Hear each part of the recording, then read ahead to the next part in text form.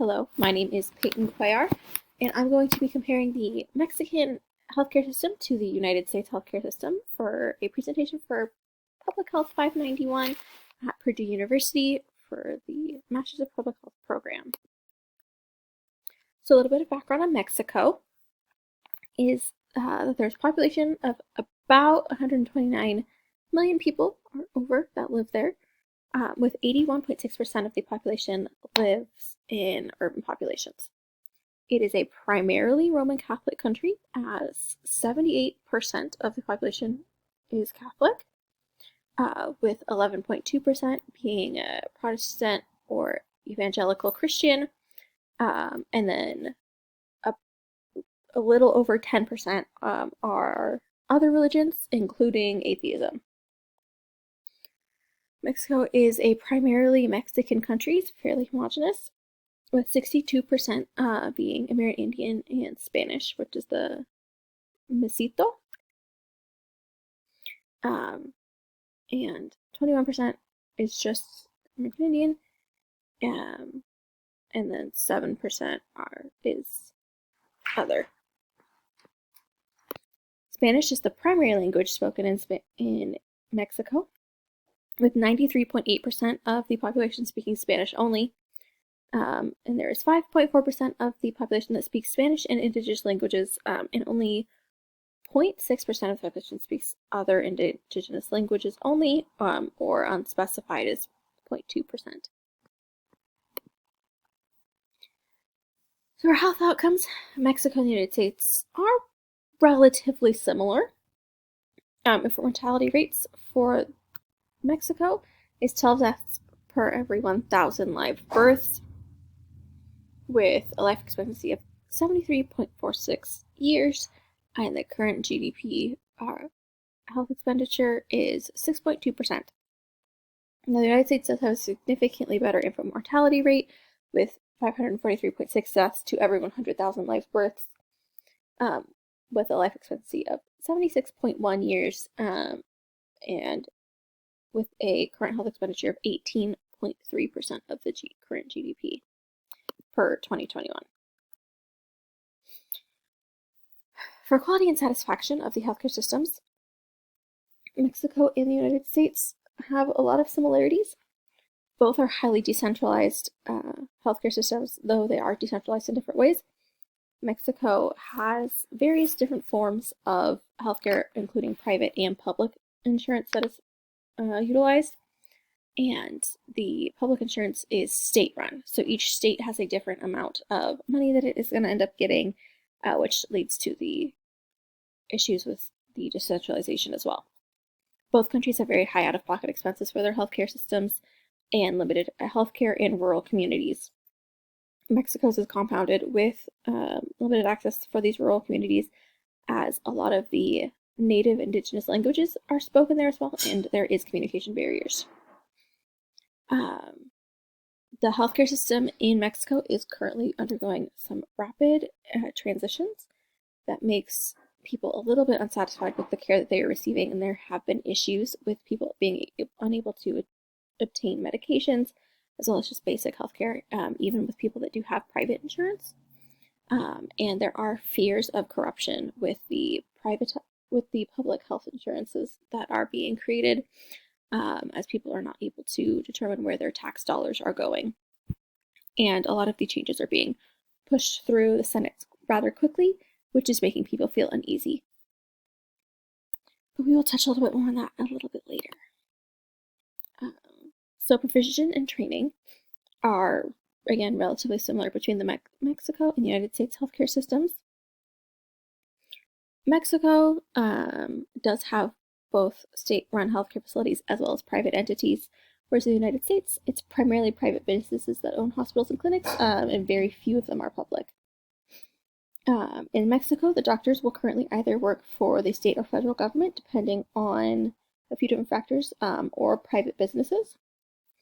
Whereas in the United States, doctors will either run their own private practices or employed by large corporations as the primary way that you will find a doctor, There are some federally qualified health centers or other that will work for the government in various settings, like in Indian health settings and things like that. But the majority of doctors do work for themselves or a large corporation. Training among doctors in Mexico is relatively similar to what is seen in the United States, though I believe the United States does have a little bit longer period of training. Doctors in Mexico are required to go to medical school for 5 to 6 years, and then they have to take an exam to be admitted to their residency program, which can take a various different amount of time, depending on the degree, similar to what the training is in the United States, though doctors are required to complete medical school, as well as then an internship year, and then a residency, and then depending on the program, a fellowship in the United States. Another thing about Mexico that does make it a little bit different is that the final year of a medical student's curriculum, they are required to spend that typically in a rural setting or in a more public health setting. They call this social outreach portion of their career, and that has been in place since the 1930s and is actually written into their constitution. In both the United States and Mexico, it is the doctors themselves that are in charge of finding financing for their educations. So the insurance mechanisms within the countries are different.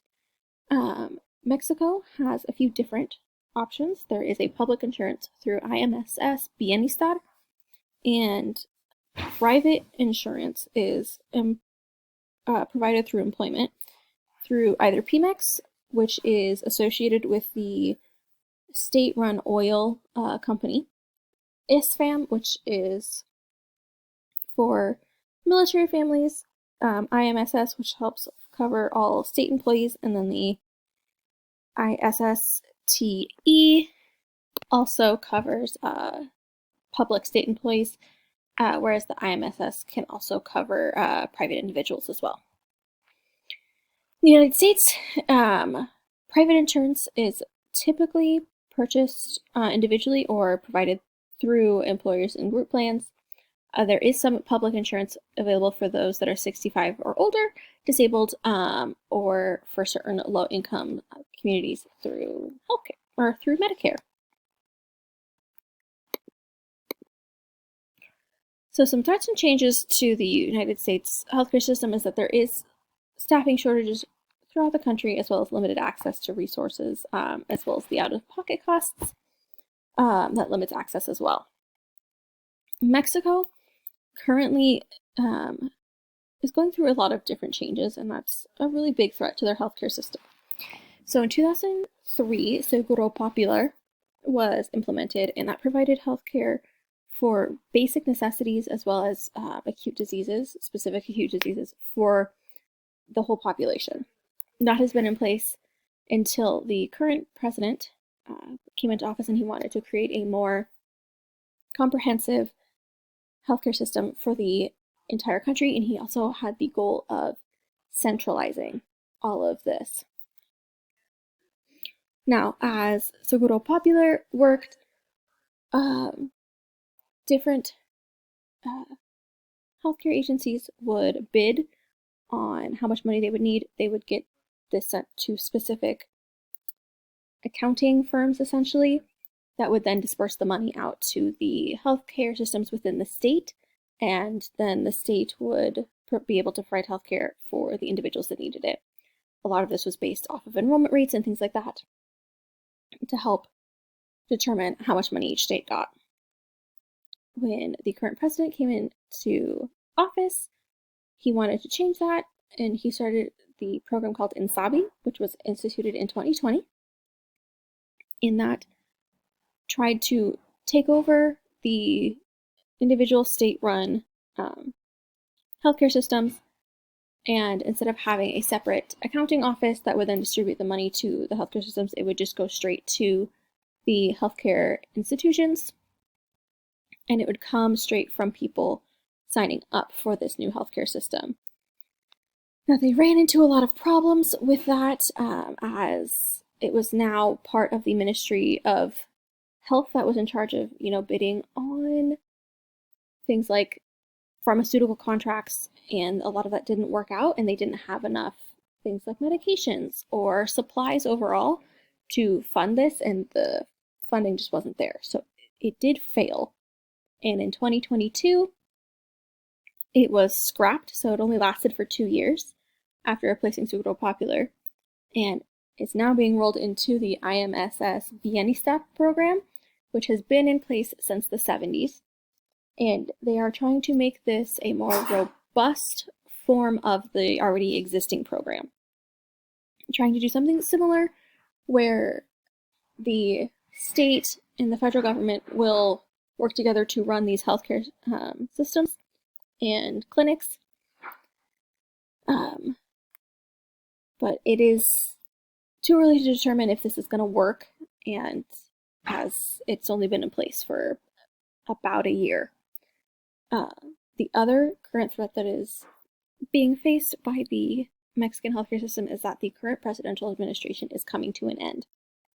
Now, Mexico, the presidents are only allowed to run for 1 term, so with the current president leaving office in 2024, the instability of the healthcare system right now leads to a lot of uncertainty in whether or not the changes that he is trying to implement are going to be long-lasting ones, as the next administration may come in and change everything entirely again, which would, again, destabilize everything in the Mexican healthcare system, as well as if the IMSS Biennistat program does continue to fail, there is no continuation of administration that would be able to